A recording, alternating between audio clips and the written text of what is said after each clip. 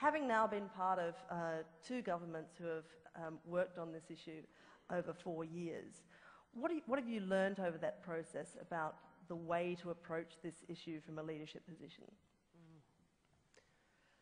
Well, I think the one thing I have really come to believe, and that I don't have an answer to, is what I was trying to express in my opening, which is the gap between where the political debate on this issue and many other issues is, and where it really should be, has never been wider. I've been in Parliament since 2002. There are people who have been there a lot longer than I, but some less. And I've seen some pretty willing debates. But I actually think where we are at the moment in Australia is that we have a very wide gap between what gets a headline and what matters, what is being the subject of political debate and what the political debate should be about. So in that context, it's actually very hard to say, well, how do you do it differently? Certainly you do have to start, I think, with, you have to try and change the perspective.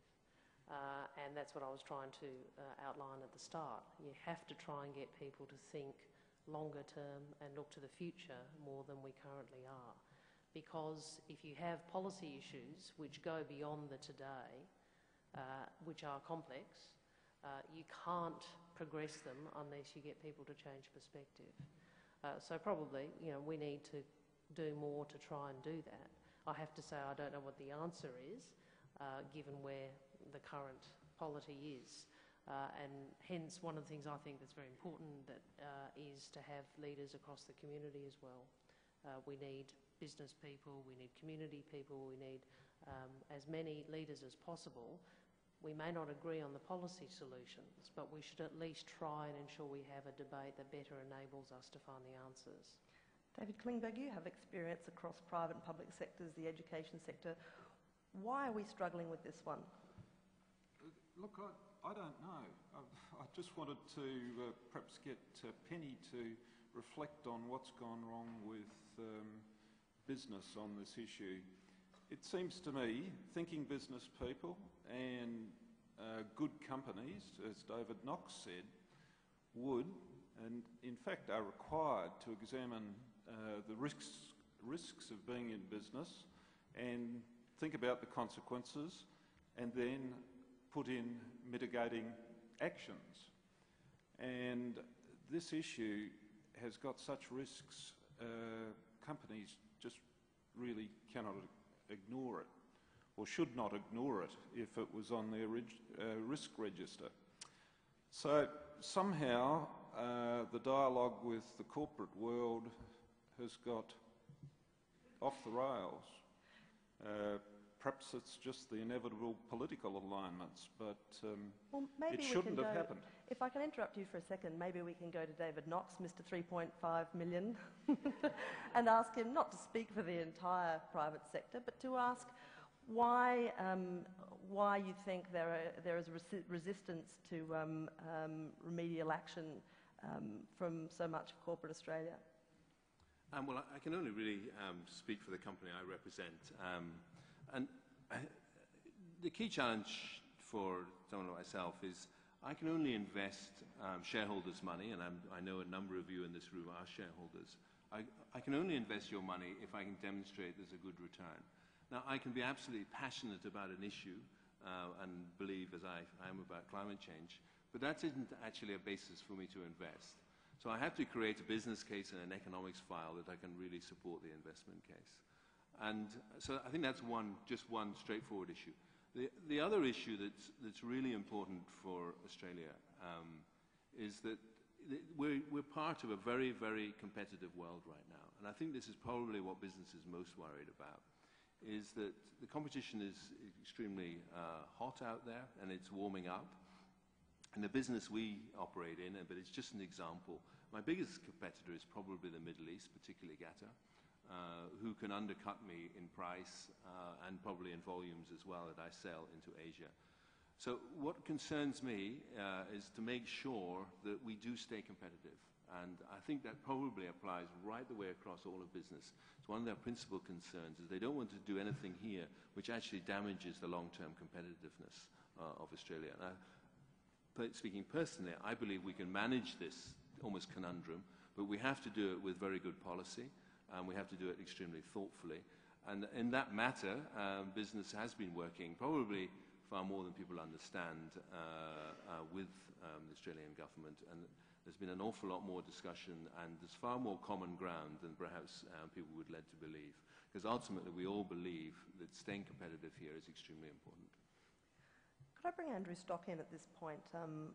At Origin Energy, you obviously have a lot of contact with end users of energy, and I'd like you to perhaps tell us what your perceptions are about people's capacity to respond to price fluctuations in energy, and how people, when they say they're interested in mitigating climate change, how that responds to their, how that dictates their responses when they're in receipt of energy bills. Well, there's always a sector of community that struggle with bills of whatever nature, whether they be energy or telephone or food at the supermarket. And, you know, there are structures in place in society to assist those people that are so affected. But the vast majority of our customers and the vast majority of Australian society is not for in fuel poverty, which is a term that's used.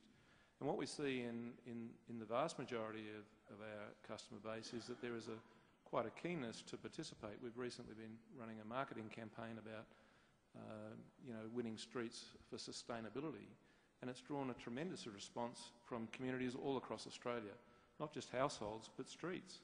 So people are aligning to reflect their wishes, what they want to achieve, but also maybe get some prize at the end of it. If we look at our green power customer base, we have the largest green power customer base in Australia. I think well over 300,000. It used to be 300,000, it's probably close to 500,000 these days, I think, of customers, households that choose to pay a premium. Our solar business, which has grown in leaps and bounds, is about installing solar hot water and solar panels on people's houses. I mean, I talked in my speech about the fact that across Australia in the last 2 years, private households, albeit with some assistance, some public assistance, have invested, I think, of the order of 1,000 megawatts at 3,000, you're looking at close to $2 billion of their own money in putting solar on their roofs. So I think there is a significant part of the Australian community that is prepared to put their hand in their pocket to make a difference. And more often than not, for example, with solar, those people are in disadvantaged sectors. They may be pensioners. The highest penetration of solar panels is in places like Victor Harbour, in Alexandrina Council. Retired people. And why are they doing that? They're doing that because they want to insulate themselves against potential rising costs of fuel in the future, fossil-fuelled power in particular. You know, what I'm picking up across a number of the panellists this evening is that leadership is a matter of helping people to visualise the future and perhaps to encourage them to believe that it's not a scary place. A couple of people have also mentioned how difficult it is to do that in a kind of speeded up media cycle.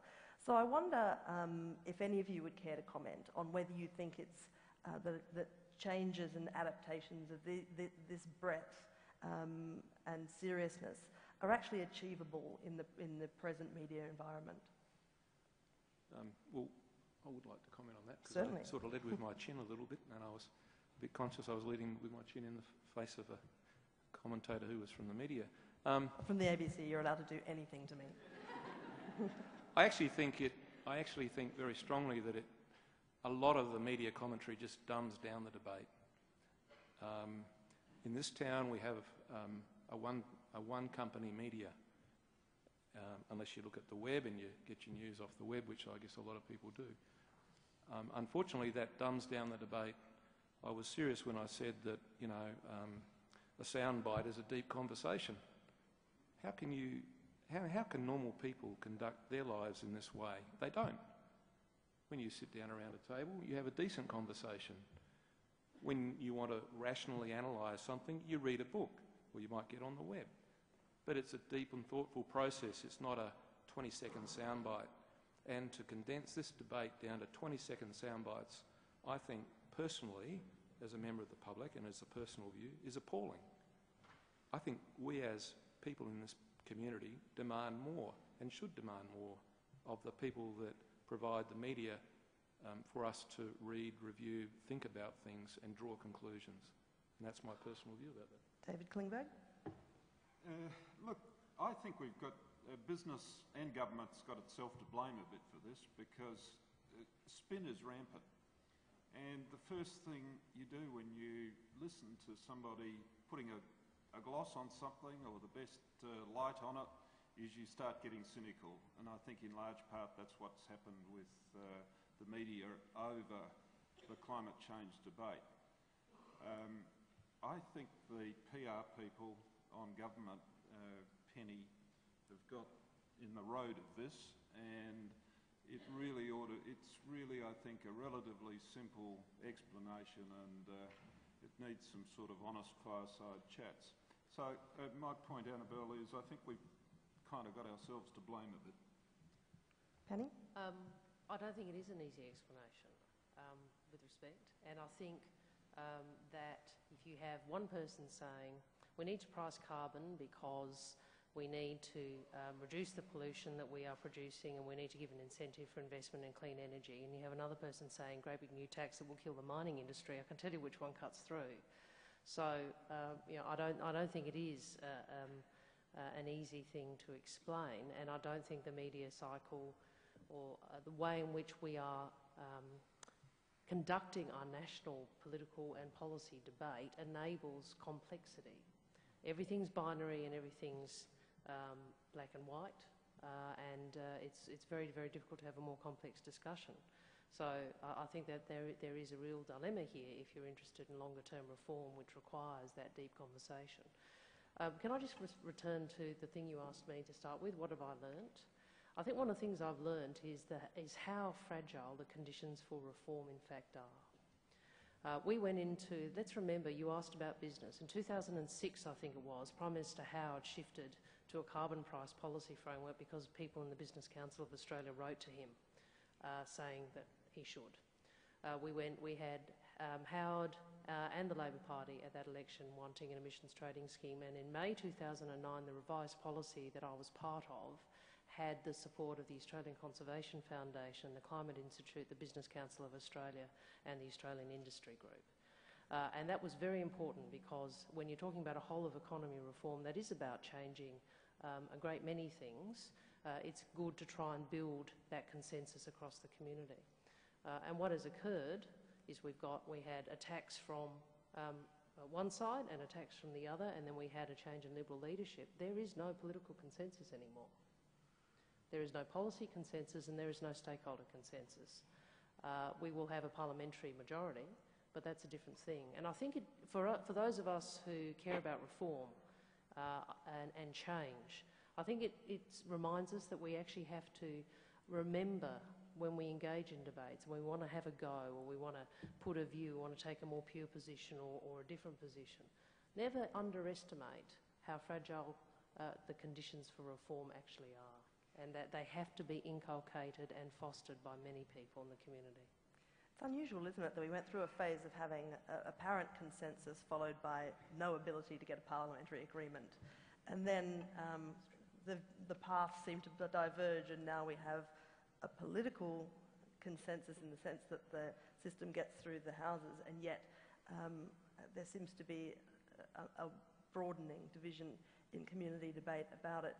Can I bring Stephen Yarwood in at this point, because he was waving at me before, and I'm sure he has something very, very valuable to offer. I'm just not sure if it'll be a follow-on from Penny's point. Steve? Yeah, well, it was in relation to the question about whether it's the media and whether it's a simple dialogue. And one thing I guess I've learned is that for me it's infinitely complex. And I often marvel. I've told this story a few times, but one of the reasons I was successful in my campaign is I call it the bleeding stump syndrome. I walked for 3 months and I spoke to lots and lots and lots of people. I made a New Year's resolution a few years ago to speak to strangers, and look where it's got me. But it's been fascinating, and I'm very conscious, and I think it's a leadership point, of people's operating system, how they think and the perspective from which they come. And business hours, I was able to knock on every small business in the square mile and North Adelaide. And they all think differently, but it's an interesting lesson to understand that they sit in a box and they look out a window, and this is the world, this is their genuine universe, and you need to put yourself in their boots. And I think leadership is about understanding through other people's eyes how they think and how they process. And the classic example of cities is, and I won't swear, but they basically said, I don't care, Stephen, about climate change. I just need more car parks in the city because I want more people in my business. Interestingly enough, what they want is more people walking past their business. They don't want more car parks. Actually, what's the outcome you want? And getting to generate a dialogue with them to explain, why public transport will put more people past their business, and starting to see it from their perspective is arguably a secret of my success, is really understanding where people are coming from and engaging. And the reality is, and I think it would be very difficult in federal government to dumb things down to a simple message, because cities are not rocket science. They're infinitely more complex, and so are people, and so are the diversity of those experiences. And ultimately, for me, the lesson is always about assessing where is this person coming from, what is important to them, and how do you engage them in a way that's real for them, so that they don't say, well, that's not important to me. And I think that's the real challenge, and the lesson that I learned is putting yourself in other people's shoes and engaging them actively in a way that makes them understand the problems and consequences of climate change.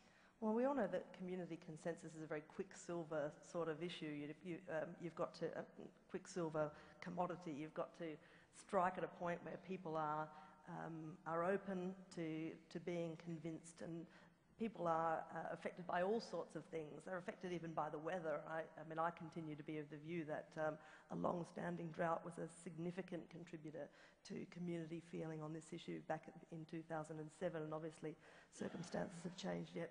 While we're talking about water, I will bring Mike Young in. Do you like my segue there? Brilliant, wasn't it? Mike, can you give us your thoughts? Yes, I think one of the important things in leadership is to bring structure to the debate. When I look at the climate change debate, one of the tricks that's played in the politics is, if the going gets difficult, you start having a debate about whether or not climate change is real. And if then you suddenly jump to how you adapt to climate change, and then you jump to how you're going to reduce the impacts. And we find it really hard to resolve one issue and move to the next one. And you look at some of the sophisticated things around the difference between a tax and an emissions trading scheme, which are really important in terms of benefiting business. Businesses would much rather have an emissions trading scheme where if those that innovate can make money, and then the shareholders get happy. But you can't find serious discussions about the benefits of that in the media. Well, I guess we've talked about this being a transformative change, and It's not your fault. no, it's my fault. Yes. No, obviously, I freely admit that. The solution here not being a technical one, but it becomes technical terribly quickly, doesn't it? As soon as you're talking about impacts on business and on profit margins and so on. And I suppose I'm interested in anyone on the panel who can give me an opinion on how you could elevate this discussion to something that was a little less about tin tax and a bit more about general principles. I think only through structure, but I've already said that, and bringing structure to it and having a focus for a while on one bit and trying to resolve it. I think we almost need to reset the debate. So I actually don't think we're going to shift from where we're kind of currently mired in any significant degree till we get it through the Parliament.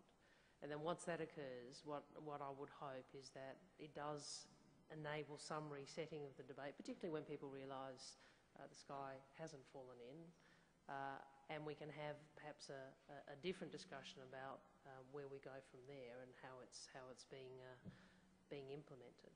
But I'm not sure, given where we've got to as a community in a debate that's as difficult as this one, at times quite rancorous. And anybody who watches, if you saw any of the footage of not only the rally outside of Parliament but also in front of Anthony Albanese's office, so this is a very, very aggressive debate. I'm not sure we can shift that until it's reset in some way. I think I don't want to cut too much into our time.